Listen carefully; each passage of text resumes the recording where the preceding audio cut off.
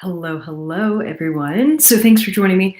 Um, Actually doing something I've never done before. So apologies if I'm a moment late, but I'm doing live on YouTube as well as live on Instagram here. So this is going to be a good chance or not Instagram rather, but Facebook. So this is going to be a good chance for me to actually have two cameras here that I'm looking at. So let's get started. So this week's Q&A. Thank you so much for these questions. Hey, Brooke, thanks for joining. Thanks for these questions. I really do appreciate it. And again, if I'm looking at two different cameras here, it's only because I'm on YouTube for those of you that aren't on Facebook, as well as those of you who are on Facebook. So first things first question that I received was, why planks? Why are you having planks in the programming, Jen? Great question. And I will say,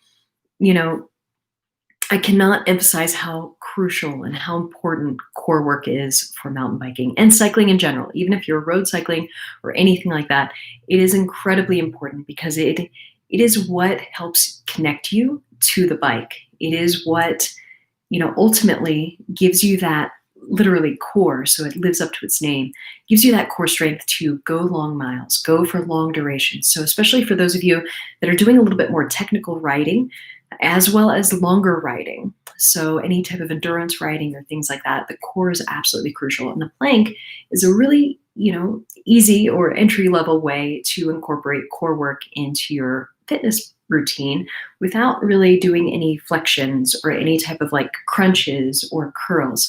Because a plank is actually what's really going to work the transverse abdominis, so the deeper muscle in your abdominal. And again, that's really going to help when you're doing technical work, as well as technical riding, as well as longer endurance riding, okay? How effective are bands for training? I get this a lot, especially from advanced, even intermediate lifters, because they just don't believe that a little piece of rubber can go a long way here. But I'm telling you, these are fantastic ways to actually, to safely train at home without going to the gym, without leaving. But the key with band work is, so these are super bands. It's basically a long loop. I do also have handled bands. They're out in my garage gym now. So with the super bands, really any band in particular, what's cool about bands is they do get harder the further away they are from your body, okay? So the tension increases the further or the more you lengthen the bands. So that's a really good way to incorporate resistance without actually, adding a backpack or adding a dumbbell or kettlebell into the mix. The thing that you want to do is actually you want to try to make the bands even more complicated or even harder.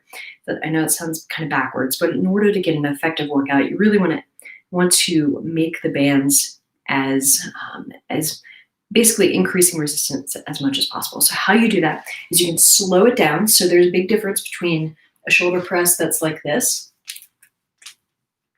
okay, versus if I were to do this.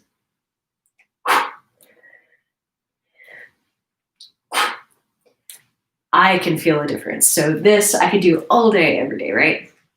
Maybe not all day, but it's definitely a lot easier compared to actually really focusing on the movement, really trying to push, right, the concentric movement, as well as slow down the eccentric. So I'm slowing down my movement even as I'm bringing the bands down.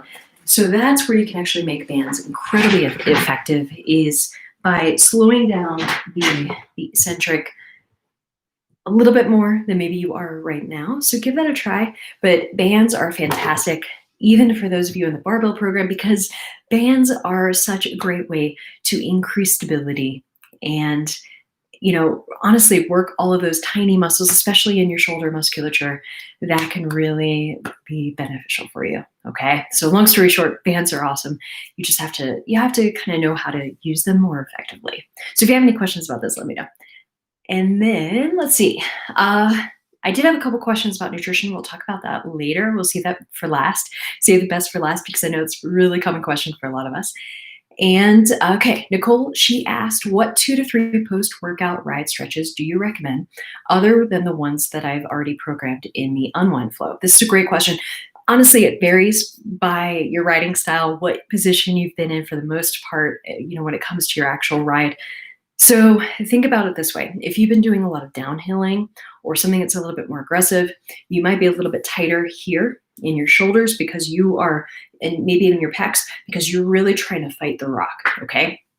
Now, if you're doing something that's a little bit more endurance-based, maybe a Tour Divide, like somebody who's in the group, um, or something that's going to be a little bit more longer duration, you're going to be in that position for quite a while. So that bent over position, you can actually tend to flare up your lower back muscles a little bit more, depending on how strong your core is. Because again, strong core really helps offset that low back pain that you might be experiencing, especially if you wear a pack or anything like that. So you have to kind of think about what style of riding are you doing, and dictate or judge how. Check in with your body basically at the end of a ride. See where you're feeling the tightness and things like that. Ultimately, so in the unwind flow, I have some 90-90 hip rotations, which really help to open up those hips a little bit, which is nice after any type of riding. Same thing with a couch or hip flexor stretch. Highly recommend that after a ride. It's fantastic, especially for opening up hip flexors, which are right here in the front of the hip. Banded glute med stretch, which is going to stretch that glute med muscle, which is kind of it's a smaller part of your gluteus muscle, but it plays an important role, and it can get a little bit tight, especially if you do have tighter hips. So I do recommend that after your bike rides. Side lying rotations are really good, just to kind of open up, again, that chest because you've been over your bike for a period of time. The other thing, too, is the lat stretch. So you're going to be stretching your lats here. Again, all of those are fantastic. I do really recommend those. Other than that, you kind of want to check in because sometimes I know I have some athletes that do experience some tight necks after riding. So you might need to do like some gentle, very gentle stretching here and stretching here. And this you're going to feel just super gentle. Don't do this if you have any cervical injuries or anything like that. You can feel a little bit of a stretch here in a lot of your neck erector muscles, here and along the back. Even if you want to do a stretch with your chin tucked down to your chest, I would recommend that. It can also stretch a little bit into your traps, which is really nice, especially after like downhill sessions or things at the bike park. You can tend to be a little bit tighter here in your traps just from maybe being a little bit more stressed out on technical features. Other than that, I do recommend thinking about, the points of contact on the bike, doing some wrist stretching here where you're flexing out your fingertips to the ceiling, to the sky, and then same thing with bringing them down to the ground. Really helps kind of with arm pump, and really just opening up that a little bit more, as well as the other contact points are your feet. So, I know the first few weeks of the program, we've had some calf raises and things like that, and people were thinking, holy hell, these are pretty spicy. I've never actually thought to exercise my calves like this.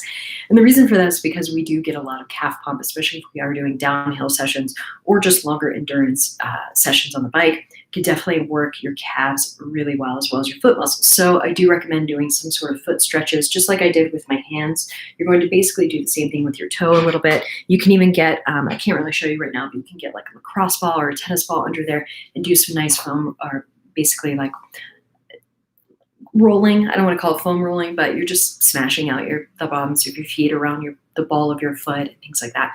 That can really help those foot muscles relax a little bit more, okay? Great question, Nicole. Okay, so Brooke, you had a question about stretching before, during, after. Great question. I don't recommend stretching during unless you are experiencing some sort of tightness that is limiting your performance in the actual workout or on your bike ride or things like that, okay? So if you're getting a little bit of tightness maybe in your hips while you're squatting, then maybe it is a good time to actually squat, maybe do a little bit of couch stretching, but make it dynamic. So don't make it a static stretch, which means you're stretching and holding. Instead, you're making it dynamic. So you're moving through that range of motion. Okay, so no static stretching during a workout. Don't even do that much static stretching before a workout either. Instead, you want to do some dynamic ranges of motion, which is going to be where you go through the range of motion, but you only hold it for just a few seconds at a time, but definitely no more than like 5 seconds. Before a workout, yes, you can definitely do some stretching. I do recommend it, but again, just keep it dynamic. Make sure that you're not holding the stretch and it's not super static, because that is where you can impact your actual strength improvement with that. After a bike ride, I wholeheartedly agree that stretching will be good. It can just make you feel better. And it can also help with recovery. It can also help with increasing range of motion, both on the bike and off the bike too. So I really recommend that as well. Brooke also had a question about, let's see. How do you know if you are pushing yourself? What is the best measure? Should I be looking at my heart rate? Should I go by how my body feels? Should I be trying to continually PR? Sometimes I hurt a bit and I pull back from going out so hard. Should I be pushing through the hurt? And if so, how do I know how far to push without causing an injury? This is a really, really great question, Brooke, and I'm so glad you asked. So I really believe in the rate of perceived exertion, so RPE scale. I know I talked about it a little bit in the training guide that I emailed everyone on the team. So definitely take a look at that. Look at that RPE scale, because that does help you kind of break down things. And you will see reference, especially as these weeks progress, about, aiming for an RPE of 7 or 8 or things like that. And you've probably have already seen them in the bike workouts that I've done, the interval training workouts that I've done for you all, because it's really important to get in sync with your body, to really understand what the limits are, and to know that, limits don't really exist, but they do exist when it comes to pain, because I definitely don't think that anyone should be training through pain or training in pain. Pain is basically a signal that your body is trying to give you that something is up, and you need to pay attention to this body part that is causing the issue, okay? So it's incredibly important to really pause, check in with pain. If you're having any pain or experiencing any pain, definitely always reach out to me, let me know. But there is a difference between physical pain, where your body is really causing a pain, or emotional pain, which is going to be when you're going into the pain cave. Now, there's going to be a little bit of a difference here, and it should be relatively easy to kind of discern between those two things, because if you're just tired, it's not necessarily going to feel like pain. If you're tired, it's going to feel a little bit more like muscle burning, muscle fatigue, things like that. And that is actually what's really going to impact, that being a pain that's going to cause an injury versus, just discomfort. So we really want to go ahead and differentiate between those two things, because discomfort is okay. Being uncomfortable is okay. That's kind of a part of training, especially with the intense training that I know, Brooke, you're doing, because you have a huge event that you're doing this summer rather. So it does take a little bit of a learning experience and just kind of knowing where your pain level is and your threshold level is, both physical pain, like you crashing and hurting yourself. That's a physical pain, versus an actual pain or discomfort that is just your muscles burning, and maybe you're feeling fatigued. Okay, so kind of learn how that is, pay attention to that, because that's really important. Now, when you do hurt a bit, and you mentioned that you're pulling back from going out too hard, that might be, it makes it sound like it might be a time to, whoops, hold on a minute. I think it's still going. Okay, sorry, Facebook's being weird. That might indicate that, to me, that sounds like, that's an opportunity for you to maybe check in and just see, hey, is this a joint pain? Is this like a ligament or tendon pain? Like, what is this? Or is this just muscle soreness and me just being fatigued and tired? Again, it's a little bit of a fine line for some, but I know, if there's a muscle burn, chances are that's just fatigue, and you just need to kind of learn how to gauge that RPE for you, like where's the RPE scale for you and where your efforts should lie. I will say you should definitely not be trying to PR every single ride or every single workout for that matter. There are times that you're really going to want to check in on a few biometrics that I love to do with my one-on-one clients. And it basically includes, sleep. How is your sleep the night before? Because honestly, you need to earn your workouts. I don't believe in earning your carbs or any of that other BS, but I do believe in earning your workouts. And the way you earn your workouts is by recovering and resting properly. So are you sleeping adequately? That doesn't mean getting 8 hours plus per night, because everyone's different. Some people, they can function pretty well on 6 hours a night, although I don't recommend it. But try to aim for at least 7 hours of sleep per night, especially if you are training intensely. How you can do that is get off your technology. Get off your technology as quickly as you can before bed. So give yourself at least 30 to 60 minutes before bed off technology. That means no TV, no phone, no computer, no work. It's one of those things that even if we are training for an extended period of time per day, because we do have these big goals and these big rides and things like that, I really want folks to realize that, the stuff is always going to be there. There's always going to be a tomorrow, or for most of us, there's going to be a tomorrow that you can get those things done. Okay. So you're not going to get everything done on your to-do list. Try to pick your 2 to 3 deep priorities that you definitely have to hit that day. And make sure that you have a cutoff time for work. Make sure you have a cutoff time for TV and electronics and things like that, because electronics just stimulate your brain without you really even realizing it because of the blue light and things like that. So really try to get off of social media and get off phone and get off things like that before bed. Again, 30, 60 minutes. Get a nice bedtime routine. Maybe that means drinking like sleepy time tea, taking your magnesium before bed, whatever is really going to optimize that. Some people take CBD, CBD, THC. I know some athletes I work with do that as well, because that's actually how they effectively sleep. Again, this is going to be up to you and what really works for you.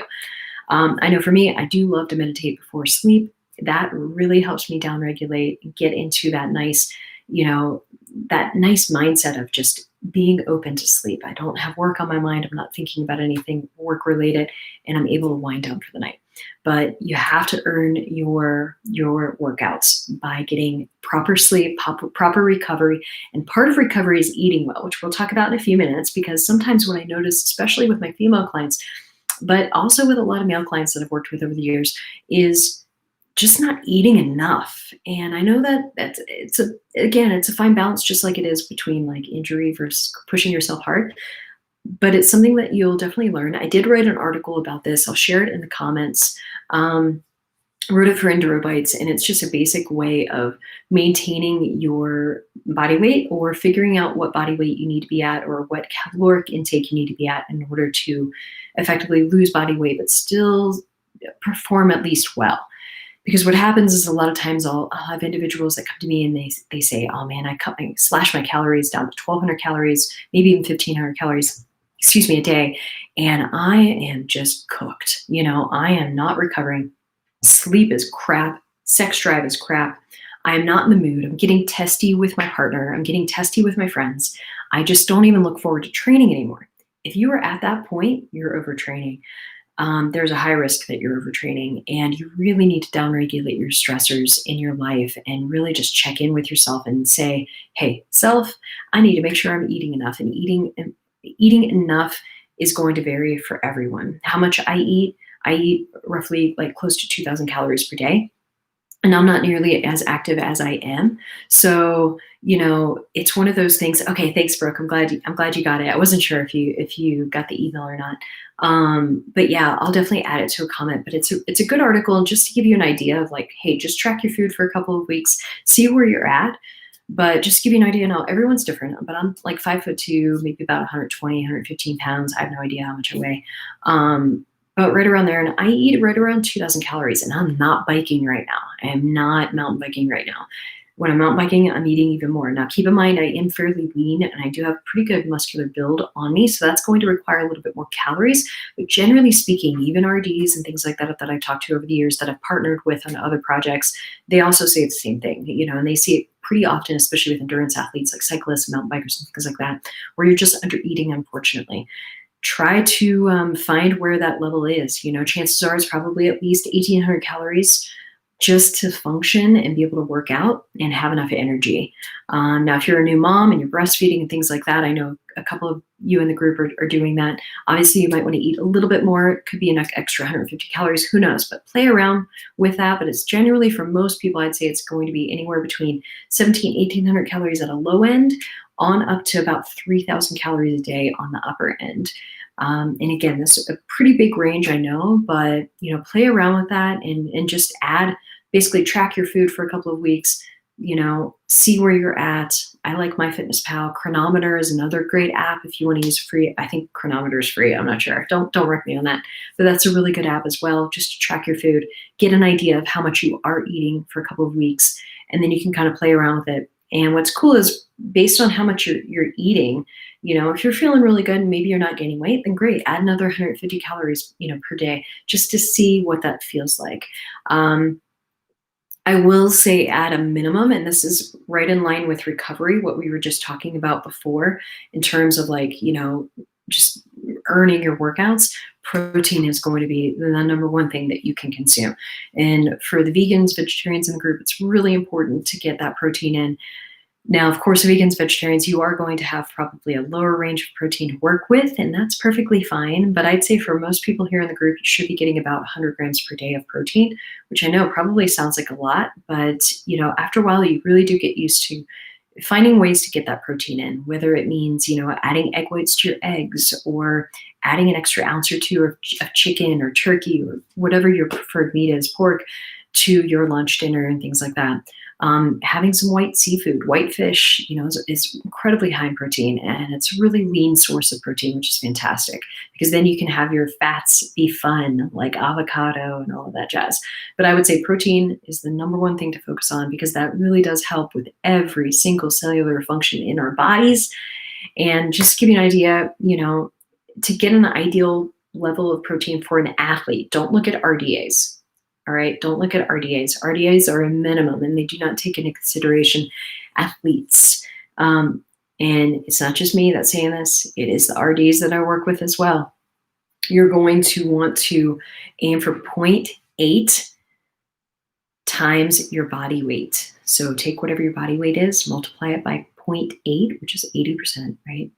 That is going to be how many grams of protein you should aim for at a minimum, and the leaner you are, so the more muscular you are, leaner you are, you're probably going to need to be closer to 1.1 or 1.2 even times your body weight in terms of grams of protein per day. And I'm going down a little bit of a rabbit hole that I didn't really want to go down, but just know that I nerd out on nutrition. I have for years. I love this stuff. It is what keeps you fueled, keeps your hormones happy. Ladies, if you're not getting a monthly cycle, that is an indication that your body is giving you some red flags. And that is, of course, dependent upon medications that you're on and if you're on birth control and things like that. But if you're not getting a cycle, a monthly cycle or a monthly period, that is definitely an indication that you need something. Something needs to change. You need to eat a little bit more. You need to sleep a little bit more. You need to recover a little bit more. You maybe need to back off of your training for a week or two, recalibrate, make sure you're getting plenty of healthy fats, because fats really help everything hormonally in your body, as does just your food in general. And also on a final note, when it comes to recovery, carbohydrates. I cannot stress how important carbohydrates are, especially for us who are physically active, because carbohydrates are what fuel our muscles. They are what we store in our liver as well as our muscle glycogen. And when we're burning through on like a sprint uphill or sprinting at a race or whatever, we are burning through that muscular glycogen very quickly. And then we start tapping into our liver stores, our liver glycogen stores. That is when you start to feel bonked. When you've completely depleted everything, that is when the bonk enters the room. And the bonk is what you definitely don't want to see race day or any rides, because that is just an awful place. It feels awful. I don't recommend it. I've been there plenty of times. I just don't recommend it. With that being said, there is a question that you all had about, hey, what do I eat during a ride? What do I eat before a ride, prep for a ride, things like that. I will say carbs are going to be your friend. You definitely want to balance that out, because you don't want to just consume 100% pure carbs, like rice, for example, just 100% white rice, right? You don't want to eat that. You do, but you want to add some protein or maybe even a little bit of fat. Protein's a little bit more ideal, just because that's going to help slow down the rate of the carbohydrate absorption. It'll help prevent you from having blood sugar swings, because ultimately we want to keep blood sugar pretty even throughout the day. So on the bike, I'm a big fan of for Enduro Bites. Full disclaimer, I do write for Enduro Bites. I do some content for them. And the reason I do content for them, however, is because they are a solid company. They are a Whole Foods company. If you buy anything from Enduro Bites that is in a bar form, it is going to be like ingredients you can read. They're going to be all natural ingredients, whole foods. And they also have a little bit of fiber in them and a little bit of like sweeter carbs as well as some heartier carbs. But it's mostly a carbohydrate snack. Easy to eat, very easy to cut up and kind of pop, in your mouth and chew. It's like a soft bar. I don't even know how to explain it, but it is whole foods. They do spoil fairly quickly, I think within 6 months. So I don't recommend, stockpiling them. Picky Bars is another great brand. Scratch is also a very good brand, especially their bars. The bars can be a little bit harder to eat on the bike though, because it is mostly nuts and things like that. But you're going to look for things that are at least every 45 minutes to 90 minutes tops when you're riding. You're going to want to eat about, at a minimum 100 calories worth of food. So that's like 25 grams of carbs, right? So that's at a minimum though. Some people need more than that. Some people need closer to 200 or what have you. And keep in mind, it can be a combination of things that you're drinking.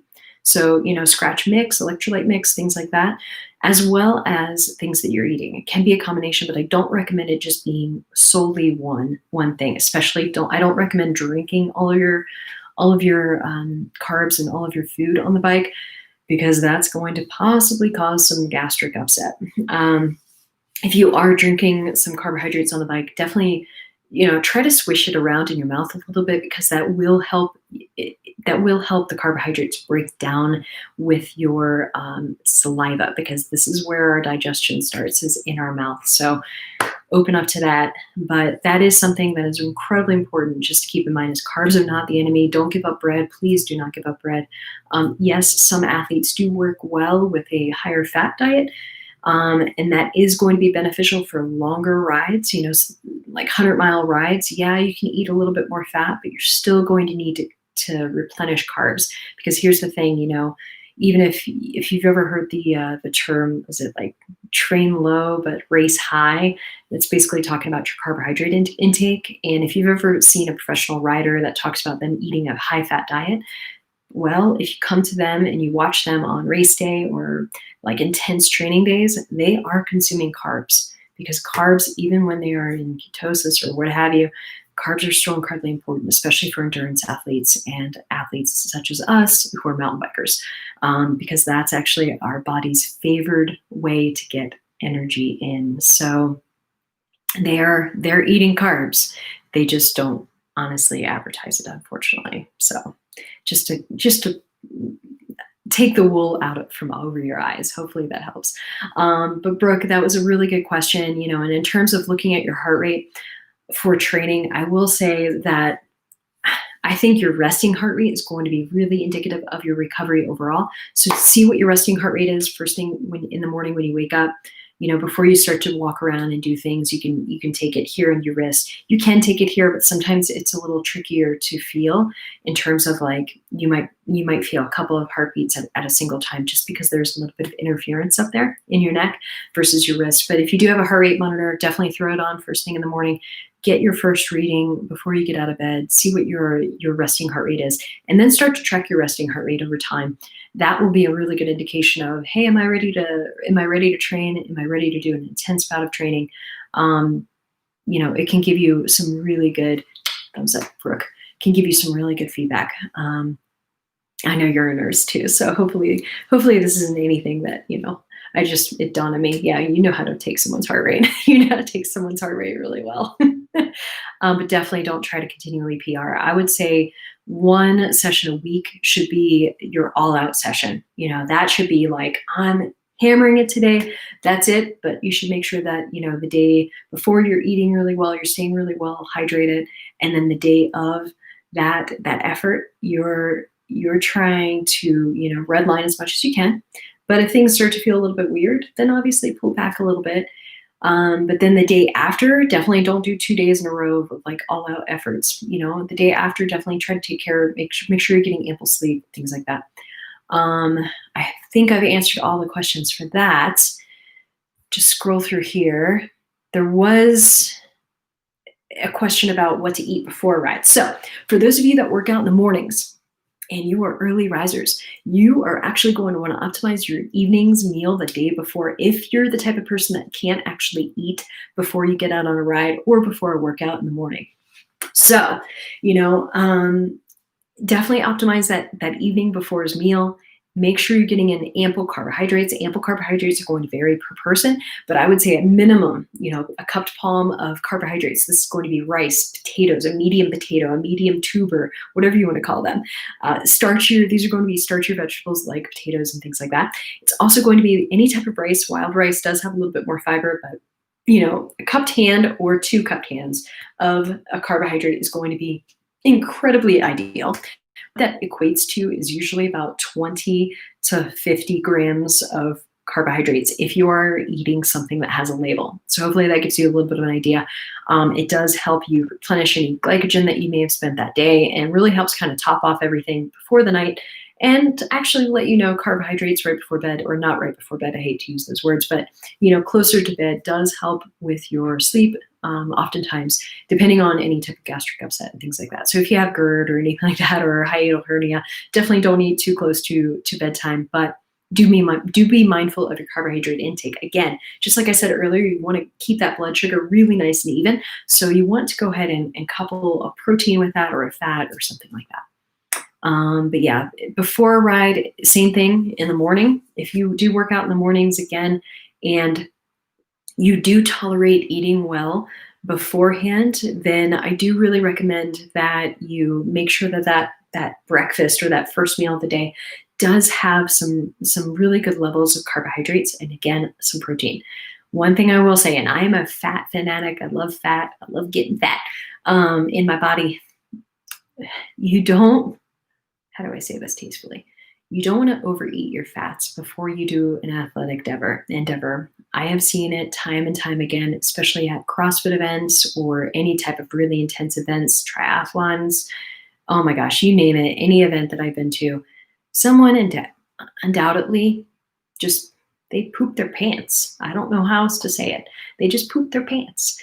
And, chances are, like, sometimes it's somebody who literally had a slice or two of pizza before the event. I don't know how they do that, but man, and it's just that extra, like, bolus of fat in your system is just not going to be very pleasant. Your body doesn't really tolerate fiber, an overabundance of fiber and fat right before an athletic endeavor, because it can't digest it quickly enough. It slows down your digestion considerably. So go easy on the fat. Don't overdo it. I'm not saying don't have fat in your diet, but around the meals before your workout endeavors, and even while you're on your bike training, just go a little bit easy. Don't hammer the fat. Give your body time to digest it, and everyone's going to be different with their digestion rate. So kind of play around with it. Now is a good time to experiment, especially in the off season. Except for those of you in Arizona and California right now, you have an on season all year. But now is a really good time to get clear on, just experimenting, seeing what feels really good for you, seeing what works for you. Because again, the Jen diet works really well for me. The Brooke diet's really going to work well for Brooke.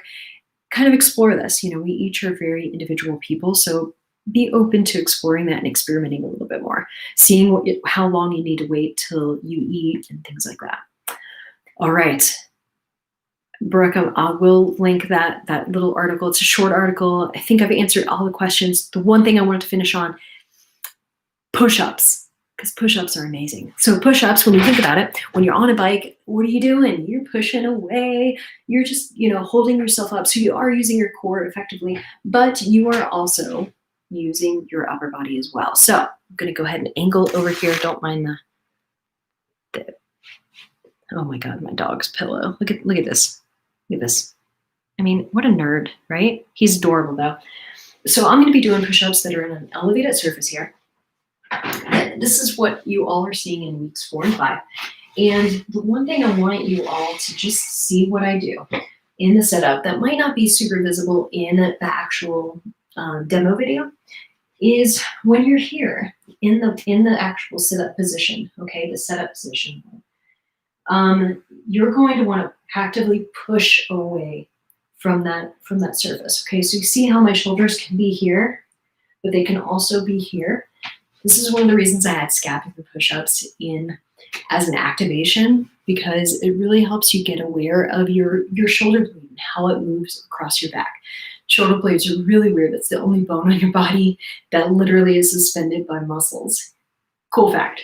So I'm gonna get here. I'm gonna push actively away from that surface that I'm elevating on. The other thing I'm gonna do is I can have my back rounded like this, okay? That indicates that my core is off. So what I want to do is I actually want to like kind of push through my low back a little bit, and that will get me nice and sturdy because now I have my core nice and tight. What that does is then I'm going to take my elbows down and back, kind of like at a 45-degree angle. So 45-degree angle out from my body, okay? That is a lot more comfortable than if I were to go out this way. Oh God. Okay. I have a torn shoulder labrum that is healing, but not comfortable pushing here, pushing out from here, but definitely more comfortable pushing out from here. So this is the 45-degree angle. If you can see, I know I'm wearing black on black. It's my favorite color. But it's one of those things that this is a lot more comfortable than here. So imagine if you're going to push a car, okay? You're not going to push a car from here. I mean, you look like you're being held up by the police, right? This is just shitty push-up mechanics. So this is going to really expose your shoulder to a little bit more tension that you don't want to have in your push-ups. So try here, okay? And hopefully that'll help. That's a big thing for push-ups that I see constantly, and it is something that I've had to definitely change over the years. But that will definitely help you with a lot of that pushing and pulling that we see in mountain biking, okay? Now the other thing, too, that I want to talk about real quick, while I have people's attention, is planking. So planking, again, it's the same thing, very similar setup. Hopefully you'll be able to see it. This is like my Manhattan's sized workout, or my office rather. So, move the chair out of the way. Same thing with planking. Again, you're going to want to activate your scapula up, and again, tuck that tailbone under just slightly, and then that flattens my back a little bit. And this is the full plank.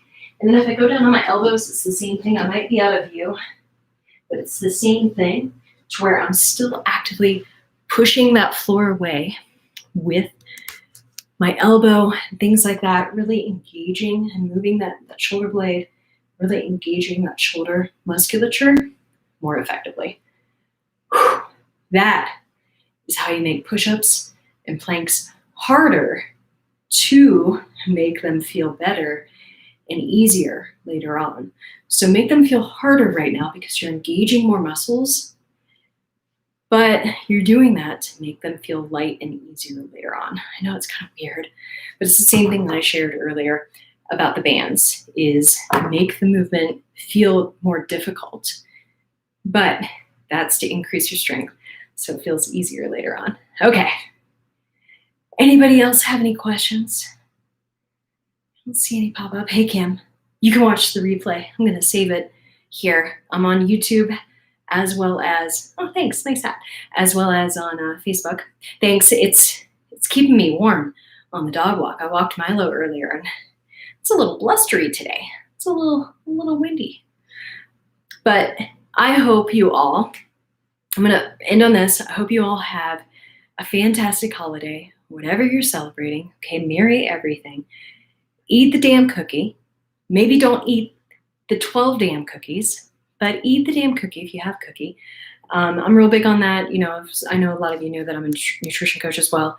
I'm real big on moderation and just trying to find what that is for you all, because I think that that's incredibly important. Because again, Jen diet, Brooke diet, Kimberly's diet, we all have our own diet and the way in which we love to eat and fuel our lives and ourselves. And it's important to not neglect and not restrict too much, because when we restrict too much, we're going to go into the other end, which is going to be where we are, you know, eating excessively. But it will pay off. It will pay off rather to know that, you know, during the holidays and special occasions like weddings, things like that, you know, eat the cookie, eat the slice of cake, enjoy it, savor it.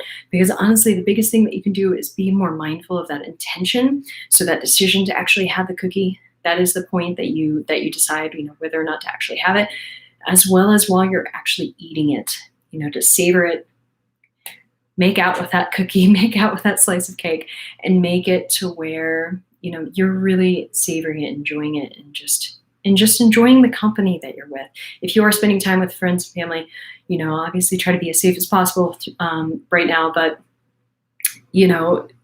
have that piece of pie, have whatever you want, but savor it. I'm real big on that. Try to be as mindful as possible, okay?